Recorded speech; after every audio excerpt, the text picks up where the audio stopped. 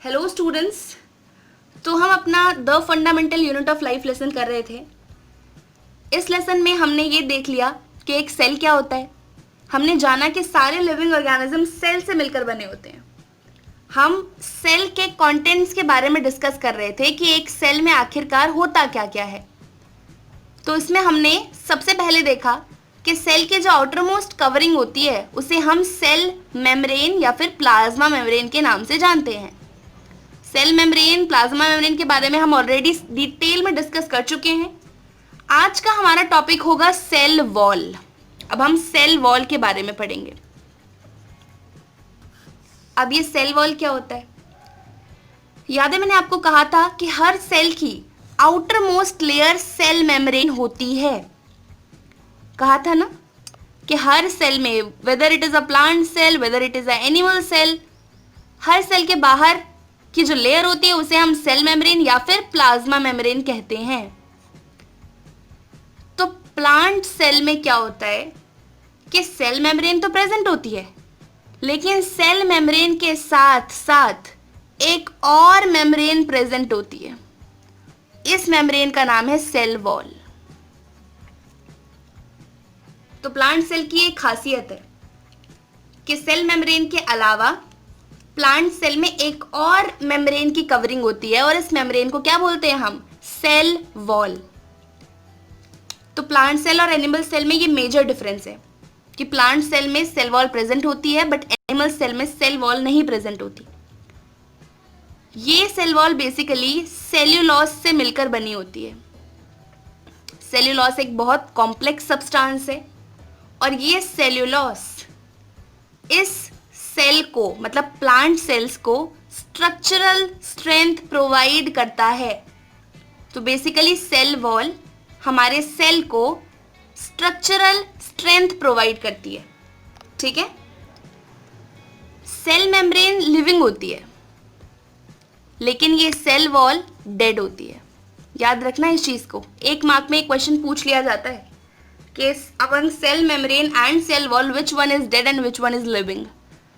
Cell membrane living होती है, लेकिन सेल वॉल डेड सेल से मिलकर बनी होती है।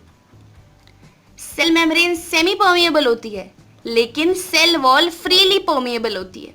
मतलब ये हर किसी सब्सटेंस को सेल के अंदर आने के लिए अलाउ कर देती है, लेकिन सेल मेम्ब्रेन सिलेक्टिवली परमिएबल होती है। कुछ सिलेक्टेड सब्सटेंसेस को ही वो सेल में आने देती है। सो प्लांट सेल की outer most covering cell wall होती है। ये सेल वॉल सेल्यूलोज से मिलकर बनी होती है, ये डेड होती है और ये फ्रीली परमिएबल होती है। सेल वॉल एक प्लांट सेल को स्ट्रक्चरल स्ट्रेंथ प्रोवाइड करती है। अब आपके एनसीईआरटी में एक छोटी सी टर्म है जिसका नाम है प्लाज्मोलिसिस। ये है तो छोटी सी टर्म, लेकिन काफी इंपॉर्टेंट है। एग्जाम में पूछ लेते हैं तो फिर बच्चे कहते हैं कि ये तो बाहर से आया है, लेकिन नहीं, एनसीईआरटी की एक एक लाइन इंपॉर्टेंट है। इस वजह से हम एनसीईआरटी फोकस्ड पढ़ाई ही कर रहे हैं। एनसीईआरटी में से कहीं से भी कुछ भी उठकर आ सकता है, तो हमें कुछ भी स्किप नहीं करना। That's why we are doing activities to, वरना कोई नहीं करता activities. So what is plasmolysis? मैंने आपको बताया था कि 3 टाइप के सोल्यूशन होते थे, हाइपरटोनिक, हाइपोटोनिक और आइसोटोनिक। और हम क्या करते थे, इन सॉल्यूशंस में प्लांट सेल या फिर एनिमल सेल को प्लेस करते थे, फिर देखते थे कि कौन सा स्वेलअप होगा, कौन सा श्रिंक करेगा और कौन सा क्या। तो प्लाज्मोलिसिस पता है हम किसे कहते हैं? वो प्रोसेस जिसमें कि हम एक हाईली कंसंट्रेटेड सॉल्यूशन में एक प्लांट सेल को रख दें और वो प्लांट सेल श्रिंक हो जाए। देखो, जब एक प्लांट सेल को हम हाईली कंसंट्रेटेड सॉल्यूशन में रखेंगे तो क्या होगा? हाईली कंसंट्रेटेड मतलब कि उसमें पानी का अमाउंट बहुत कम होगा। मैंने आपको बताया था हाई कंसंट्रेटेड मतलब उसमें सॉल्यूट अमाउंट ज़्यादा है और पानी काफ़ी कम। तो यहाँ पर पानी की कंसंट्रेशन कम होगी और सेल में ज़्यादा, ऑब्वियसली। तो पानी क्या करेगा? हाई कंसंट्रेशन से लो कंसंट्रेशन मूव करेगा। ये उसकी पॉलिसी है, वो ऐसे ही मूव करता है। तो पानी सेल से बाहर आ जाएगा, जिसकी वजह से ये सेल श्रिंक हो जाएगा। कुछ इस तरह से। मान लीजिए ये उसकी सेल वॉल है और सेल के सारे कंटेंट्स इधर आ जाएंगे, श्रिंक हो जाएंगे। तो सेल वॉल से दूर सेल के कंटेंट्स जब श्रिंक होते हैं ना, तो इस प्रोसेस को हम प्लाज्मोलिसिस कहते हैं। The shrinkage of contents of a cell away from the cell wall is known as plasmolysis. छोटी सी टर्म है लेकिन बहुत इंपॉर्टेंट है, मैं बार बार कह रही हूँ, एग्जाम में पूछा जाता है। वो चीज ही पूछेंगे एग्जाम में जो आप स्किप कर दोगे, वहीं से क्वेश्चन आएगा। 90% पेपर वहीं से बनेगा जो आप स्किप कर दोगे, ठीक है। तो प्लाज्मोलिसिस मतलब क्या होता है? जब किसी भी एक प्लांट सेल को हम एक हाईली कंसंट्रेटेड सॉल्यूशन में रखें तो पानी हाई से लो कंसंट्रेशन मूव होगा तो ये सेल श्रिंक होगा। So the shrinkage of contents of a plant cell away from the cell wall is known as plasmolysis। हम ये चीज क्लियर हो गई? ओके जी, हम सेल वॉल के बारे में पढ़ रहे थे, ये छोटी सी चीज बीच में आ गई, हमने इसके बारे में भी जान लिया। अब एक और चीज देखते हैं। एनसीईआरटी में ना एक एक्टिविटी है। एक्टिविटी क्या है कि आपने रोयो लीफ लेनी है। रोयो लीफ उसका कुछ स्ट्रक्चर इस तरह से होता है और साइड में यहाँ पर वो पिंकिश होता है, बीच में ग्रीन होता है, ठीक है। तो आपने रोयो लीफ लेनी है। इस रोयो लीफ का एक छोटा सा पीस, पतला सा पीस ले लेना है। फिर इसकी आपने स्लाइड बनानी है, मतलब इस छोटे से पीस को ग्लास स्लाइड के ऊपर रख कर इसको माइक्रोस्कोप के नीचे ऑब्जर्व करना है, ठीक है। फिर हमें क्या करना है, इस छोटी सी लीफ के पीस के ऊपर हाईली कंसंट्रेटेड सॉल्यूशन डाल देना है, एक बूंद बस, जिसमें सॉल्यूट का अमाउंट बहुत ज़्यादा और पानी बहुत कम। अब एक सेल है ये, इसमें ये मतलब ये भी तो सेल से मिलकर बना होगा ऑब्वियसली, छोटे छोटे। तो क्या करना है, हमने एक ड्रॉप डाल दिया इस पे हाई कंसंट्रेटेड सॉल्यूशन का, तो ऑब्वियसली यहाँ पर पानी की कंसंट्रेशन कम होगी और एक सेल में ज़्यादा। तो क्या करेगा, पानी हाई से लो मूव करेगा, सेल से बाहर आ जाएगा, ये सेल हो जाएगा श्रिंक। और इस प्रोसेस को क्या कहते थे हम? प्लाज्मोलिसिस। अब यही सेम चीज हमें ना क्या करना है, हमें एक रोयो लीफ लेनी है और इसे बॉईल कर देनी है। यही सेम चीज हमें बॉइल्ड लीफ के साथ करनी है। बॉइल्ड लीफ को छोटा सा पीस लेना है, उसको छोटा कट करके एक पीस लेना है ग्लास स्लाइड के ऊपर, फिर इससे माइक्रोस्कोप के नीचे देखना है, फिर इसके ऊपर एक बूंद हाईली कंसंट्रेटेड सॉल्यूशन डालना है, फिर देखना है कि क्या इसके कंटेंट्स श्रिंक करेंगे, क्या इस सेल में से पानी हाई से लो मूव करेगा, तो नहीं करेगा। जितनी भी डेड सेल्स होती हैं उनमें प्लाज्मोलिसिस नहीं होता। यहां पर हमने रोयो लीफ को बॉईल कर दिया ना, तो डेड सेल्स डेड हो गए, रोयो लीफ के सेल्स डेड हो गए, वो मर गए। इस वजह से अब यहां पर पानी हाई से लो मूव नहीं करेगा, ठीक है। इस रोयो लीफ के जो सेल्स हैं वो वाटर को लूज नहीं करेंगे। तो हमने एक चीज सीखी कि प्लाज्मोलिसिस क्या होता है, और हमने एक और चीज सीखी कि प्लाज्मोलिसिस सिर्फ और सिर्फ लिविंग सेल्स में होता है। समझ आ गई मेरी बात? तो यही इतनी सी एक्टिविटी थी जो हमें ये बताती है कि जितनी भी लिविंग सेल्स होती हैं सिर्फ उन्हीं में प्लाज्मोलिसिस प्रोसेस होता है, डेड सेल्स में नहीं होता। ओके, अब वापस से आ जाते हैं अपने सेल वॉल के ऊपर।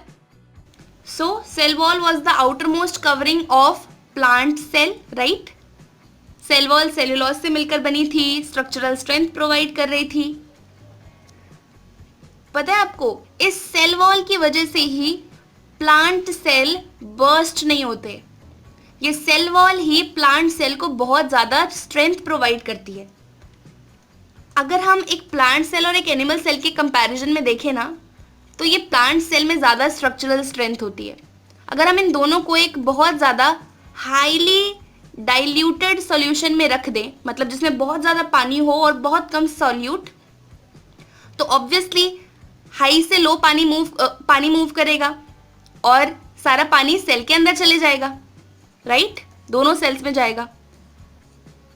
तो ये एनिमल सेल में सेल मेम्ब्रेन है, सेल वॉल नहीं है, लेकिन प्लांट सेल में cell wall is also there. तो ये प्लांट सेल पानी को ऑब्जॉर्व करके मोटा हो जाएगा कुछ इस तरह से, और ये एनिमल सेल भी मोटा हो जाएगा।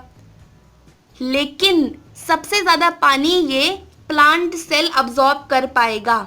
ये सेल वॉल की वजह से इसको एक स्ट्रक्चरल स्ट्रेंथ मिलेगी जिसकी वजह से वो फटने से बच जाएगा, वरना एनिमल सेल जल्दी से फट जाता है, ये बर्स्ट हो जाता है। अब जाहिर सी बात है इसमें पानी आ रहा है, तो ये पानी इसकी वॉल्स पर फोर्स लगाएगा ना, प्रेशर एक्सर्ट करेगा, और इस प्रेशर को ये सेल मेम्ब्रेन नहीं झेल पाएगी जिसकी वजह से ये एनिमल सेल बर्स्ट हो जाएगा। लेकिन प्लांट सेल के पास सेल वॉल है जो इसको स्ट्रक्चरल स्ट्रेंथ प्रोवाइड करती है। यहाँ पर भी पानी इसके सेल के वॉल्स पर प्रेशर लगाएगा, लेकिन सेल वॉल की वजह से ये फटेगा नहीं, सेल वॉल इसे फटने से बचाएगी। तो जितने भी प्लांट्स होते हैं, अगर आप उनकी सराउंडिंग में बहुत ज़्यादा चेंज कर दो ना, तब भी वो उस चेंज को विदस्टैंड कर पाते हैं, उस चेंज को झेल पाते हैं। लेकिन एनिमल सेल नहीं कर पाते, क्योंकि एनिमल सेल्स में सेल वॉल ही नहीं होती। सेल वॉल प्लांट सेल को स्ट्रक्चरल स्ट्रेंथ प्रोवाइड करती है, जिसकी वजह से प्लांट सेल किसी भी चेंज्ड इन्वायरमेंट को आराम से झेल पाए। बहुत हाई डाइल्यूटेड पानी में भी इन्हें रख दोगे तो भी ये आराम से रह लेंगे, क्योंकि सेल वॉल इन्हें स्ट्रक्चरल स्ट्रेंथ प्रोवाइड करेगी और ये बर्स्ट नहीं होंगे। लेकिन एनिमल सेल बर्स्ट हो जाएंगे, फट जाएंगे। तो सेल वॉल की वजह से एक सेल को बहुत बहुत ज्यादा स्ट्रेंथ मिलती है, ठीक है। सेल वॉल की वजह से ही प्लांट सेल को एक डेफिनेट शेप मिलता है।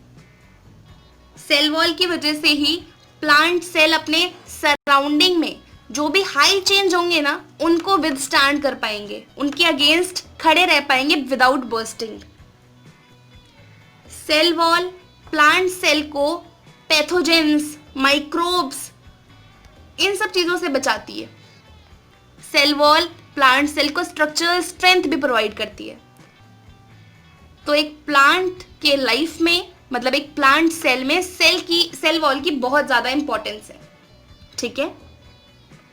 तो एग्जाम में कई बार पूछ लिया जाता है कि आप जरा हमें सेल वॉल के फंक्शंस बताओ कि सेल वॉल क्या क्या काम करती है, क्या क्या फंक्शंस होते हैं उसके।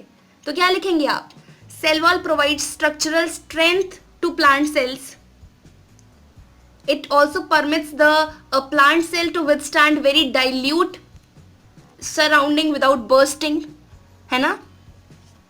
एक सेल वॉल की वजह से ही प्लांट सेल को अगर आप बहुत डाइल्यूट सोल्यूशन में भी रख दो तो भी वो बिना फटे बरकरार रहता है. Cell wall gives definite shapes to the plant cell. Cell wall की वजह से ही एक प्लांट सेल अपने सराउंडिंग में जो भी चेंज हो रहे हैं उनको विथस्टैंड कर पाएगा. एनिमल सेल नहीं कर पाता क्योंकि उनके पास सेल वॉल नहीं होती है. सेल वॉल हमारे प्लांट सेल को पैथोजन से, मैकेनिकल इंजरी से बचाता है, उसे स्ट्रेंथ प्रोवाइड करता है. ठीक है, ये सारे फंक्शंस हैं हमारे सेल वॉल के. तो हमें ये चीज़ समझ आ गई कि सेल वॉल क्या होता है, why is it important in the life of a plant cell. उसके फंक्शंस हमने देख लिए. तो आपके एनसीईआरटी में इतना ही है सेल वॉल के बारे में. डिटेल में पढ़ेंगे आप हायर क्लासेस में. अभी फिलहाल के लिए इतना ही है. वीडियोस देख के ऐसे ही बंद करके ना रख दें प्लीज. एक बार जस्ट वीडियो देख के तुरंत एक बार रीड आउट कर लें. छोटा सा पैराग्राफ है, आप जस्ट रीड कर लें तो वो चीज़ आपके दिमाग में एकदम छप जाएगी, बैठ जाएगी. एग्जाम टाइम पे रिवाइज करना दोबारा, कोई प्रेशर नहीं रहेगा दिमाग पर. अभी के अभी टॉपिक को पढ़ो और ख़त्म करो. ठीक है, तो आई होप चीज़ें आपको समझ आई हों. कोई भी डाउट आता है तो उसे कमेंट सेक्शन में ज़रूर पूछें. वीडियो पसंद आई हो तो लाइक कर दें, चैनल को भी सब्सक्राइब कर लें और बेल आइकन भी दबा लें ताकि आने वाली सभी वीडियोस की अपडेट आप तक पहुंचती रहे. तो इस वीडियो को इतना ही रखते हैं और आपसे मिलते हैं आगे आने वाले वीडियोस में. तब तक के लिए bye bye, take care, have a great day.